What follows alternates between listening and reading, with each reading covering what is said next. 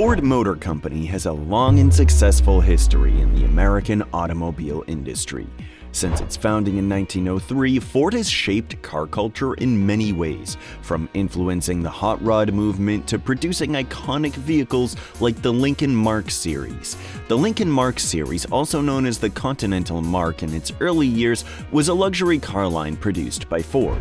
It was introduced in 1958 as a follow-up to the Lincoln Continental, which was made between 1940 and 1948.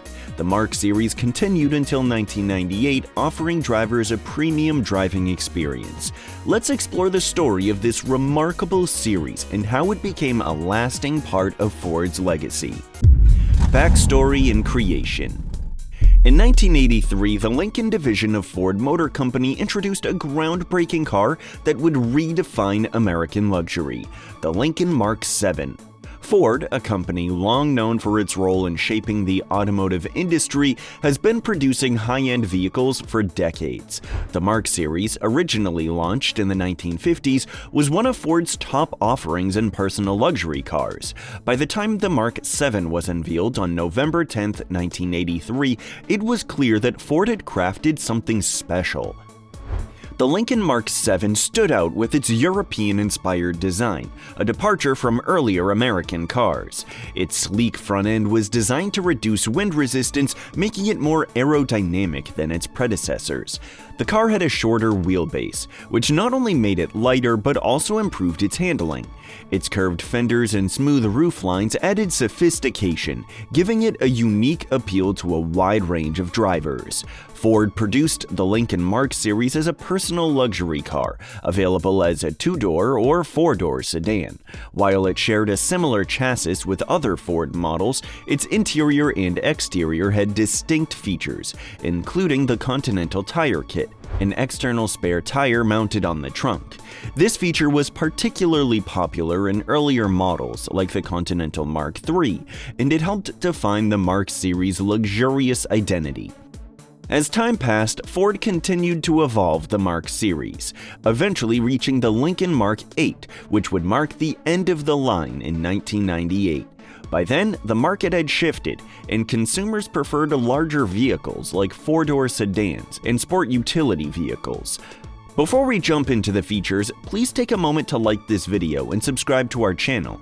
Over 98% of you haven't subscribed. Think of the difference if everyone did. It costs nothing but means everything to us. Thanks for helping out.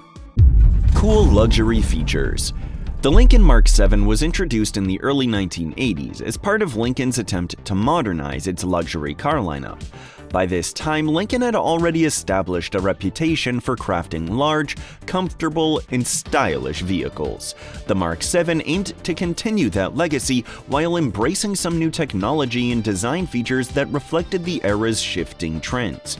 It came equipped with a 302 cubic inch engine, roughly 5.0 liters, a 4-speed automatic transmission, 4-wheel disc brakes, and an advanced 4-wheel air ride suspension system.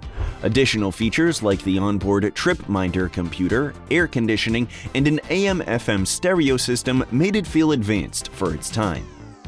For customers looking for even more style and comfort, 3 models above the base version, Bill Blass, Gianni Versace, and LSC, Lincoln Sport Coupe, offered customization options to cater to different tastes. Inside the Mark VII, the focus was clearly on the driver's comfort. It featured a plush leather interior, typically in navy blue, with a distinct 1980s-style dashboard that was both functional and futuristic. Rows of buttons controlled various features, highlighting the car's attempt to blend luxury with high-tech appeal. Externally, however, the Mark VII's design received mixed reactions. It featured the Continental hump at the rear, a design element carried over from the earlier Mark VI. This hump was originally a practical feature that provided space for a spare tire, as seen in the 1956 Lincoln Mark II, but by the time the Mark VII came along, it had become more of a cosmetic tribute to the model's heritage. While this nod to the past was appreciated by some, others found it unnecessary and outdated. Performance-wise, the Mark VII's 5.0-liter V8 engine delivered 225 horsepower at 4,200 revolutions per minute and 300 pound-feet of torque at 3,200 revolutions per minute.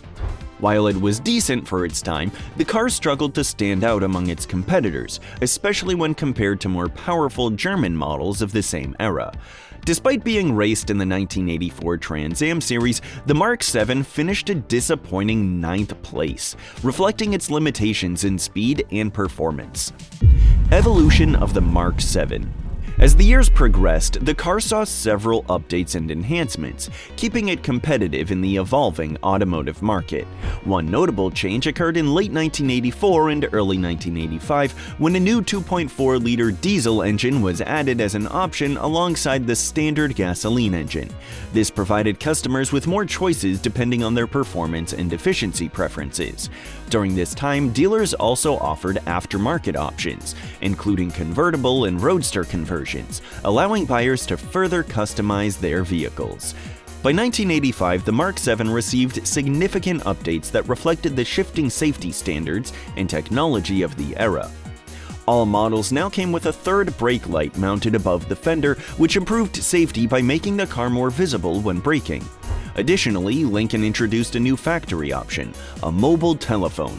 This was a sign of technological advancement, offering drivers a cutting-edge feature at the time.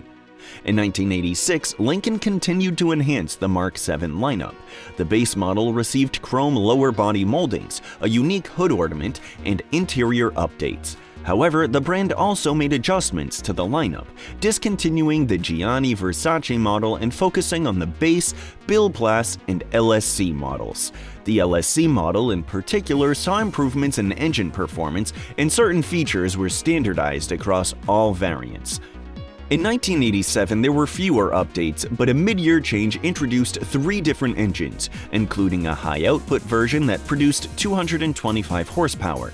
This solidified the Mark VII's reputation as a stylish and powerful vehicle. In 1988, the Mark VII series of vehicles reached a notable milestone with significant updates. The LSC model, which was already popular, now featured a standard 225 horsepower high-output engine. This was a big improvement over earlier models and offered more power and performance. Both the LSC and Bill Blass models came well equipped with many features as standard, leaving only a few options for buyers to customize their cars. One of the most eye-catching new additions was the 16-inch aluminum turbine wheels, which enhanced the car's look and appeal. Moving into 1989, the LSC model saw minor improvements to its power steering system. This adjustment was designed to make the car handle better and provide a smoother driving experience. The following year, safety became a major focus, with new features like rear seat shoulder belts and a driver's side airbag being added. These upgrades were in response to new safety standards in the automotive industry. In the early 1990s, the Mark VII series continued to evolve. In 1991, the Bill Blass model received several enhancements, including an improved suspension system and a more powerful engine. This year also introduced the Special Edition package, which offered unique paint colors and exterior trim options, giving buyers more ways to personalize their vehicles. By 1992, there were no major changes in the design or structure of the cars, but a new color option was added, and some features began to be phased out. The forgotten MK-VII GTC. In the 1980s, the Lincoln Mercury division introduced the Mark VII GTC, a special version of their luxury coupe. This model was customized by a company called Cars & Concepts and featured a sleek monochromatic paint job, an upgraded body kit, and performance enhancements. Some of these cars were sent to Jack Roush Performance, where they received improved suspension systems and optional upgrades like a 5.8-liter engine and a 5-speed manual transmission. One of the more unique versions was the Comtech Mark VII, which had a cutting-edge cathode ray tube touchscreen. This particular model was used by Bob Bondurant, who was famous for his driving school at Sears Point Raceway. Ford Motor Company provided him with a new fleet of vehicles each year, and among his choices was the Comtech Mark VII. This Comtech model was serviced a few times by Larry Albetti Motors, a Lincoln Mercury dealer in Vallejo, California, before being returned to Ford. Since the Comtech Mark VII was a prototype, its specialized parts were listed in the Lincoln Mercury parts catalog for a while. However, when the Mercer model was introduced, the Comtech pages were removed and replaced with Mercer information. The decision to remove the Comtech parts was made because the prototype's parts were no longer needed. The Lincoln MK VII was a bold attempt to compete with Europe's luxury cars, proving that American craftsmanship could hold its own. Will Lincoln's legacy continue to challenge the world's elite automakers? Let us know your thoughts in the comments, and don't forget to like, share, and subscribe.